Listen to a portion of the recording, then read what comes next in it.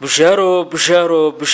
dhammaanba bulshaweynta Somaliland gaar ahaan kuwa ku nool magaalada Hargeysa waxa la idin la socodsiinayaan Hotelka White Horse hotel idin furay jim casri ah oo si heer sare ah loo qalabeeyay jimkanood ka helaysaan dhammaanba agabka lagu jimicsado sida mishiinada orodka baaskiilada miisaanada culus kuwa fudud qalabka caloosha iyo dhammaanba qalabka jimicsiga sidoo kale jimkan ayaa ka kooban qaybta dumarka iyo ragaba ee hamogaanina inaad hore isu duwan gelisaan waxa goobta idinku diyaar macallin takhasus u leh jidhiska iyo jimicsiga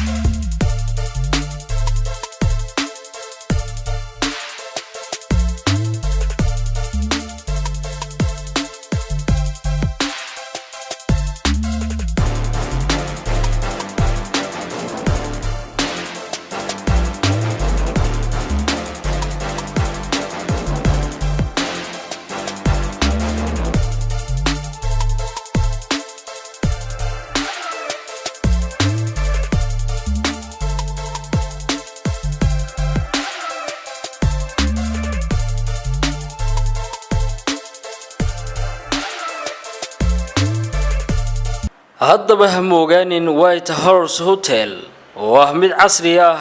nadaafadiisuna ay aad u sareyso haddaba aan idin tilmaamay waxa uu ku yaala degmada Ibrahim Koodbuur jidka masaajidka Salaama